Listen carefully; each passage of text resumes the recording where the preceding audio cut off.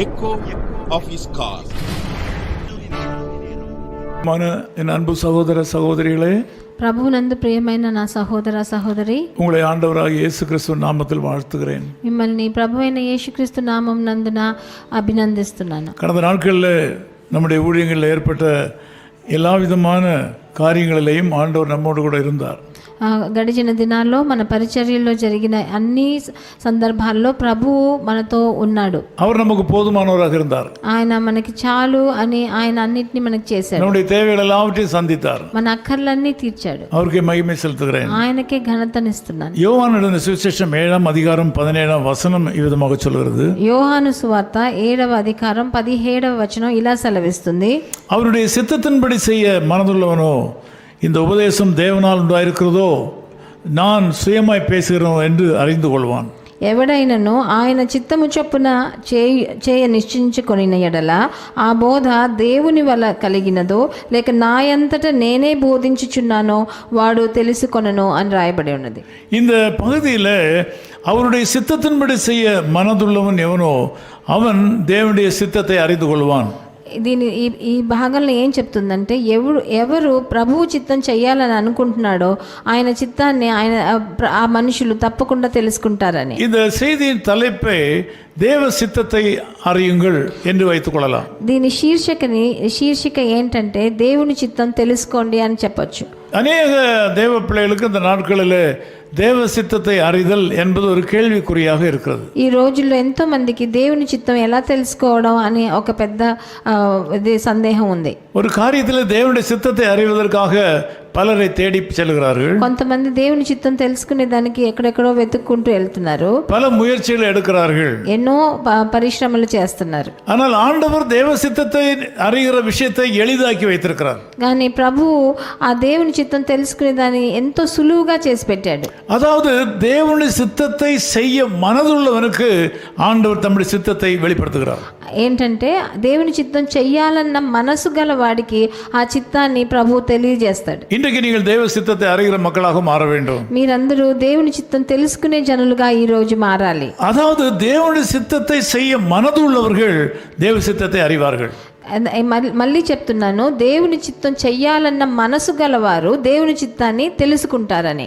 சிறிய காரியங்களிலே தேவ சித்தத்தை நாம் அறிந்து நிறைவேற்றினால் ஆண்டவர் நமக்கு பெரிய காரியங்களையும் அறிவிப்பார். మనం చిన్న చిన్న విషయాల్లో దేవుని చిత్తం తెలుసుకొని దాన్ని బట్టి చేస్తే పెద్ద కార్యాలలో కూడా దేవుని చిత్తాన్ని మనం చేసేదానికి ప్రభువు మనకి బోధిస్తాడు. யோவான் 10ஆம் அதிகாரம் 3-4 வசனங்களை படிக்கும் போது యోహాను సువార్త 10వ అధికారం 3-4 చదివినప్పుడు என்னுடைய ஆடுகள் என் சத்தத்தை கேட்கும், నా గొర్రె పిల్లలు నా మాటను వింటారు అని రాయబడి ఉన్నది. அவைகள் என்னை பின் செல்லும், నా వెనకాల అవి వస్తాయి నా గొర్రెలు అని రాయబడి ఉన్నది. என்னுடைய ஆடுகளுக்கு என் சத்தம் தெரியும், గొర్రెలు అతని స్వరము ఎరుగును అని రాయబడి ఉన్నది. இந்த காலவேளையில் தேவன் உங்களுடைய வாழ்க்கையில் செய்ய விருகிற தேவ சித்தத்தை அறிந்து கொள்ள வேண்டுமா?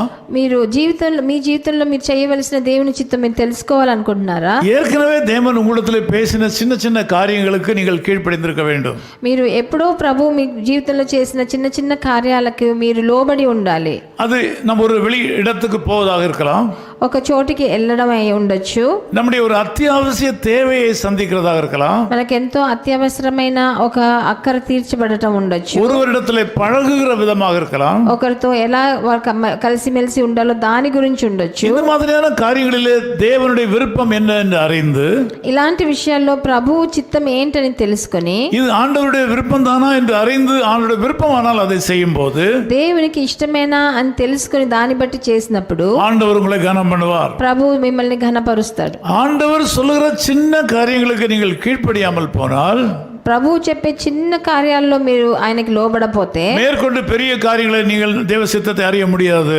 దానిపైన వచ్చే పెద్ద కార్యాల్లో ఆయన చిత్తం మనం తెలుసుకోలేము. எனவே தேவ சித்தத்துக்கு கீழ்ப்படியாத நபருக்கு மற்றொரு சூழ்நிலை வரும்போது அவர்களுக்கு உதவி செய்ய வேண்டிய கட்டாயம் ஆண்டவருக்கு இல்லை. అందుకనే ఈ పెద్ద ఆయన చిత్తం తెలుసుకో చెయ్యని వాళ్ళకి ఆ పెద్ద కార్యాల్లో ఆయన చిత్తం తెలియజేయాలని ప్రభువుకి ఏ బాధ్యత లేదు. இந்த காலையில நீங்கள் உங்களை ஆராய வேண்டும். ఈ పొద్దుట వేళ మీరు మీ హృదయాలని పరిశోధించి చూడాలి. தேவன் உங்களிடத்தில் பேசி இருக்கிறார். ప్రభు మీతో మాట్లాడి ఉన్నాడు. சத்தத்தில் பேசி இருக்கிறார். శబ్దంగా ఆయన మాట్లాడాడు. உங்கள் போதகர் பேசுகிறதை கேட்டு நீங்கள் தேவ சத்தம் கேட்டீர்கள். మీ సేవకుడు మాట్లాడేది కూడా మీరు విన్నారు. வேதத்தை வாசிக்கும் போது தேவன் உங்களிடத்தில் பேசி இருக்கிறார். వచనం చదివినప్పుడు ప్రభు మీతో మాట్లాడాడు. ஜெபம் பண்ணும்போது ஆண்டவர் மெல்லிய குரல் உங்களிடத்தில் பேசி இருக்கிறார். మీరు ప్రార్థన చేసినప్పుడు ఒక సన్నటి స్వరంలో ప్రభు మీతో మాట్లాడాడు. பல நேரங்களில் செய்யாத என்று சொன்ன காரியங்களை நீங்கள் செய்திருக்கிறீர்கள். ఎన్నోసార్లు ఇది చెయ్యవద్దు అని చెప్పింది కూడా మీరు ఆయన చేశారు. ஆண்டவரே இதை நான் செய்யலாமா என்று கேட்ட வேளையில మీరు నేను ఇది చెయ్యొచ్చా అని మీరు అడిగినప్పుడు உங்களுடைய மனதுக்கு விருப்பம் இல்லாத ஒன்றை ஆண்டவர் சொல்லும் போது ஆண்டவர் நீங்கள் கீழ்ப்படியவில்லை. మీకు ఇష్టం లేని ఒక విషయాన్ని దేవుడు చెప్పినప్పుడు దానికి మీరు లోబడలేదు. ஆகவே இன்னைக்கு தேவ சத்தம் கேட்க முடியாமல் தடுமாறிக் கொண்டிருக்கிறீர்கள். అందుకే ఈ రోజు దేవుని స్వరం వినకుండా మీరు తడుమారుతున్నారు.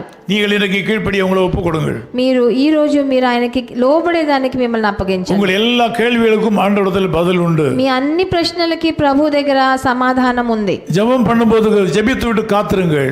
మీరు ప్రార్థన చేసేటప్పుడు ప్రార్థన చేసి ఆయన కోసం వేచి ఉండండి. உங்கள் தேவாலயத்தை கனம் பண்ணுங்கள். మీ దేవాలయానికి ఇవ్వవలసిన ఘనతనివ్వండి. சபை கூடி வருதலை முக்கியப்படுத்துங்கள்.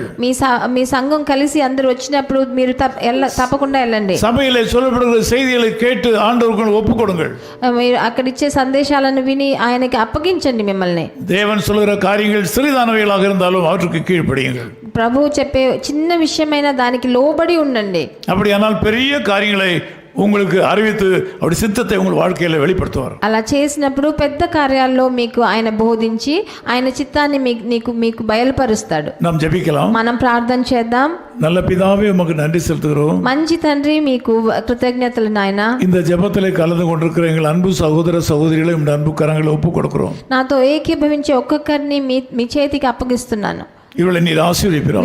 వీళ్ళందరినీ మీరు ఆశీర్వదించండి. வாழ்க்கையின் தேவைகளை சந்திப்பீராக. వీళ్ళ జీవితంలో ఉన్న అక్కర్లను మీరు అన్ని పూర్తి చేయండి. பல நேரங்களில் உமக்கு கீழ்ப்படியாமல் போய்விட்டார்கள். ఎన్నోసార్లు మీకు లోబడకుండా పోయారు నాయన. அதனால தன்னுடைய தொடர்பை இழந்த ஒரு சிப்பாயை போல போர் வீரராக அலைந்து கொண்டிருக்கிறார்கள். అందుకనే మీతో సంబంధం తెగిపోయిన ఒక సిపాయి లాగా ఒక యుద్ధ భూమిలో ఉన్నట్టున్నారు. இந்த காலைவேளையிலே உம்முடைய தொடர்பை இந்த மக்களுக்கு கொடுப்பீராக. ఈ ఉదయకాలంలో మీతో ఉన్న సంబంధాన్ని మళ్ళీ మీరు చేర్చుకోమని உம்முடைய வல்லமையால் நிரப்புவீராக.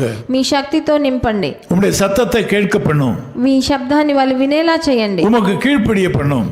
మీకు లోబడేదానికి సహకారం உம்முடைய చేయండి. சித்தத்தை அறிய கிருபை தாரும். మీ చిత్తాన్ని తెలుసుకునే దానికి వాళ్ళకి సహకారం చేయండి. இந்த நாள் இனிதான நாளாய் அமைவதாக. వాళ్ళకి ఈ రోజు మధురమైన దినంగా మారండి. இயேசு கிறிஸ்துவின் நாமத்தில் ஜெபிக்கிறோம் பிதாவே. ప్రభువైన యేసుక్రీస్తు నామమునందున వేడుకుంటున్నాను తండ్రి. ஆமென் ஆமென். தாங்கும் கரங்கள் உண்டு உந்தன் இதயம் தளர்ந்ததோ வாக்கு மாறாத இயேசு உன்னை காக்க வல்லவரே வாக்கு மாறாத இயேசு உன்னை காக்க வல்லவரே பாவம் பெரியதோ மனபாரங்கள் பெரியதோ பாவம் பெரியதோ மனபாரங்கள் பெரியதோ வாக்கு மாறாத இயேசு உன்னை காக்க வல்லவரே வாக்கு மாறாத இயேசு உன்னை காக்க வல்லவரே. Echo of His Call Ministries, 10 Muhammad Abdullah 2nd Street, opposite International Cricket Stadium, Chepauk, Chennai 600005, India. Phone 9144-2852-8282. Mobile phone and WhatsApp 91-98412-71858. Email sam@echoofhiscall.org. Website www.echoofhiscall.org. God bless you.